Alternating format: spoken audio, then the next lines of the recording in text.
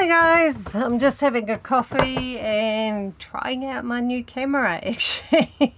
It's been another crazy busy week. I don't know what it is at the moment. I just hardly seem to get time to make videos, but hopefully things will balance out again. But yeah, I'm currently sitting here in Rotorua. I was only going to be here for a couple of days, but it just all changed. So I got my self-containment check done. I'm hoping that that sticker will be in the mail here tomorrow because I'm at Nongataha. It's quite nice here with the post office. I can walk down to it, which is pretty cool. Plus I sold all my camera gear, all my Canon gear, which was quite hard, and bought a camera which I hope can do everything I want it to, because I had a big camera for photos and sit down videos. I had my little M50 for video, and then I had different lenses for both of them. I just had all this stuff that took up room and that I didn't use a lot. So yeah, I've sold all that on Trade Me pretty much. I've got one lens left to sell, and I bought a Sony A7 III, and it took all of my camera gear to sell all of it to get that and a lens. And I want to get a better lens too. This one's not brilliant, but it'll do for now just to get me going. But it was just a matter of just having all this gear, and every time I wanted to do something I had to sort through all this gear and get this camera or that one and that tripod and this, and in a little space like this it was just a nightmare.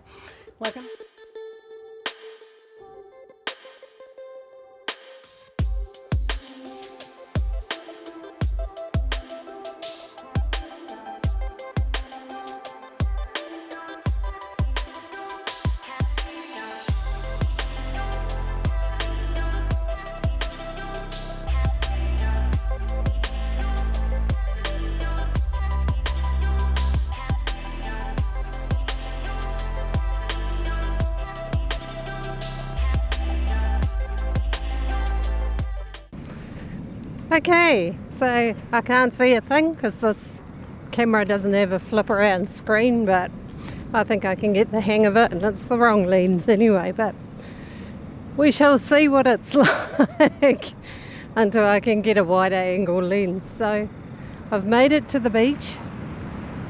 It's sunset time, it's beautiful.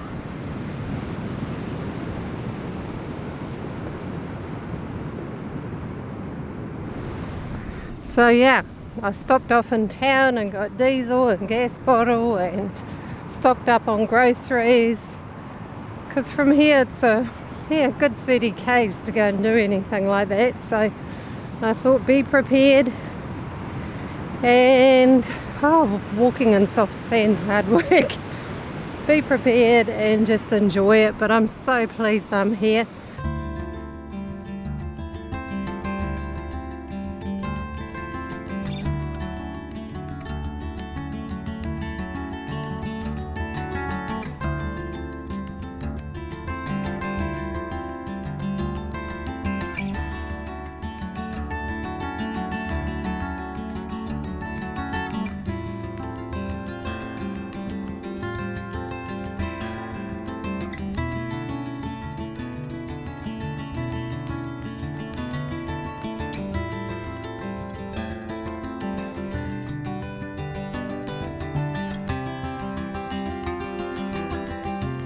But what I really wanted to talk about, and it's Sunday morning and I'm having a nice slobby morning because I'm not working today, and happy Mother's Day to all the mums out there today, is winter. I'm actually really warm because I keep lighting my fire, but I'm near the coast now, so it's actually a heck of a lot warmer here. So I'm wandering around in a t-shirt because I've put 2 bits of wood on the fire this morning, and now it's stifling in here, and I'll open all the windows and doors when I finish, but I just want to keep the noise out. But a few things that you can do no matter what form of heating you have to keep yourself warm and cozy in a mobile home in winter. Of course, heating is really important, I think. I remember meeting a bunch of people who didn't have heating in the middle of winter, and yeah, no, that wouldn't have been pleasant. You know, they were going to bed at 7 o'clock, and I don't think that's a really great way to live your life, you know. But a lot of people have diesel heaters, which seem to work really well. I've got a log burner, log fire, which I like. It really, I've had to fix the fire bricks in it and buy a new double burner plate after 14 years. But, you know, with mechanical things, yeah, things can break, go wrong. This thing, no matter where I am, I can scrabble around and find a few sticks and burn them. But anyway, whatever form of heating you have, one form of heating that's really not so good, and I have one, is an unflued gas heater, and the only time I use that, and it's from years ago, is if it's a little bit chilly, but I've got to go somewhere and don't want to light the fire. And I'll only use it when I'm in here, and I'll always have a window open because they're not brilliant and they create a huge amount of condensation. So they may be cheap, but especially if you have a bus with a lot of windows, you're going to end up with condensation and your air quality is going to be quite bad. So whatever you use, try and use something that's flued to the outside so you don't end up with all that carbon monoxide in your living space. And another thing is they create a huge amount of condensation, so your windows are going to be dripping, running, if you use one of those. I used to, my first bus, that's what I used in it many years ago, and I used to wipe all my windows in the morning with a bath towel. That's how wet it was in there. And I think it had a huge impact on my health at the time too, because it was winter when I developed my health problems, and it was really, really wet in there, and the air quality wasn't good. And yeah, I don't think it's a good way to live in the long term. So try and figure out a better way to heat. But heating's important. Sometimes you just got to be warm, you know. That's one of those things. Insulation, absolutely vitally important. It makes such a huge difference. If you've already got your vehicle built and it hasn't got insulation, yeah, short of pulling things off, it's a bit of a hard one to do. You can get the spray foam that you put into all the cavities, but you'd need to probably drill holes in your ceiling or whatever you're trying to insulate to do that. But windows, you know, a lot of little buses and vans and things like that have a lot of windows. I don't in here. That's why my videos look so dark sometimes. But it's nice in summer. It doesn't get too hot in here with less windows, less sun coming in. It's great for privacy. They're high up and people actually just can't see in when they're walking past, which I like. And yeah, they're less heat loss in winter. But another thing I did was, I don't know, here's one. Put thermal curtains over all my windows. You know, they really do make a difference, especially overnight. In the evening, generally it's hot in here. But when I go to bed, I turn the fire off or right down. And then the curtains keep the heat in, which is lovely. So yeah, thermal curtains. In my bus, what I used to do is I used to get yoga mats, you know, the thin, and put them behind the windows right by my bed, behind the curtains.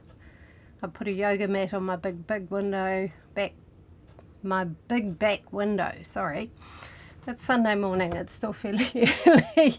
And yeah, then close the curtains over the top of it. And wow, that made a difference. It stopped that cold air from pooling down on me. So you can also get that, the Americans use it, that Reflectex stuff they put in windscreen covers and things like that. So that works too. But yeah, just really insulating your windows, if you've got a lot of them, will make a huge difference, and also prevent the condensation a bit, because the condensation happens because of the difference in temperature and the moisture in the air. So if your windows have a bit of insulation on the inside, there's not going to be that radical a difference, and you're not going to end up with as much moisture. So yeah. Another thing I used to do in my little bus, if it was winter and things were getting a bit damp in there, I'd actually go for a drive and leave the windows all open a bit, so a lot of air got pushed through there. That helped give it a good air out, which was awesome on a nice sunny day. But yeah, insulation's the key. On the floor, that came up, somebody posted on Facebook wondering how to insulate their floor. You can either go from underneath. My floor is actually not insulated, but you can go from underneath with that floor insulation, or you can, in my little bus, because it had carpet in it already, I got 2 layers of underlay and put them under the carpet, put the carpet on top, and I had a very soft floor, but it was nice and warm, so that made a huge difference. This floor is not insulated, and yes, I could do something about it, but I have really good heating, so generally it's not a problem. Also, it's the old truck deck, so it's about that thick, which, yeah, wood. So it's yeah, it's not too bad. I could get under there and put underfloor insulation in, but I just haven't, because I haven't felt the need to really want that. The worst it gets is really on a really windy day, when yeah, the wind's blowing under the truck, and yeah, that robs a lot of heat, so the floor level can get a little bit chilly on days like this. So if you park permanently somewhere, actually putting skirts around your vehicle, around the outside, is a really good idea. It stops a lot of heat loss.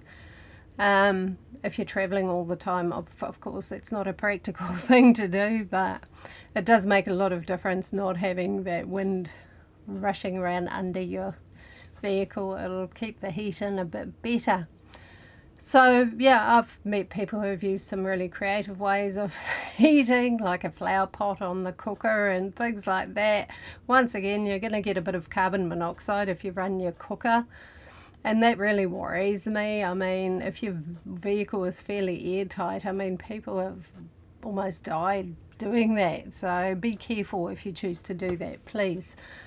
Do let some air in, and it's not ideal, but with diesel heaters, and I know some people have bought one of those cheap ones of AliExpress, but they haven't installed it yet. I've been really wanting to know how it's working for them, but they're like $200 or $300 there. Okay, you have to install it yourself or get somebody to do it, and I don't know how long they last for, but if you're a bit short on cash and want heating, it could be a good solution. You know, it'll get you heating anyway. I mean, the proper, you know, the main brands are like around the $2,000 mark, so it's quite a big difference. So even if it lasted you 3 years and died at $200 or $300, it's not too bad. But yeah, I'm keen to know if anybody has one of those and how it goes. I spoke to a woman on the phone last year, which was kind of a weird situation, but she had one and she was loving it. She just got one off AliExpress, installed it, and she had a fire as well, but it gave her that alternative to not have to light the fire. You know, you don't want to light your fire just before you travel or something like that. So, and sometimes if you park really close to people, the smoke can upset people. I've had a few people upset at my fire making smoke. So in winter I tend to park even further away from other people than normal. Generally they only smoke when you first get them going, but never mind. Anyway, so yeah, please do keep yourself warm. Clothing, yes, wonderful. Light layers is the trick. You want to be comfortable. You don't want to feel all squished in and hyper, you know, like the Michelin Man can't move. So yeah, light layers, thermals, all of that stuff's great. Good socks, woolly socks, absolutely primo. What else do I do to keep warm in here? Yeah, no, mostly I just light the fire. But yeah, windows are your huge heat loss. Ceiling is a big heat loss that needs to be insulated. Tell you something funny. Years ago when I bought my property in the Marlborough Sounds, and my ex-partner and I moved there with a 12-foot caravan that was totally not insulated. It was a little old thing. So we moved there to build the house, which we did. But it was so cold in that caravan. We got all this dead bracken, crunchy, dry, it's like straw, you know, and put it on the roof and then strapped a tarpaulin over it because it wasn't moving anywhere. Okay, it probably was a fire hazard, but it was wet as, so I didn't think there was going to be necessarily a fire. And yeah, it really made a difference. It was a bit of a Mickey Mouse way of doing it, but it worked. So anyway, if you've got any great ideas or ways that you use to keep warm in winter, please put it down below. Other people might be able to use that information, that might help them. And yeah, lots of love to you all. See you all in my next video. I'm still learning how to use this new camera, so if things look a little bit weird, that will be why. And lots of love. Please like and subscribe, and I'll see you all in my next video.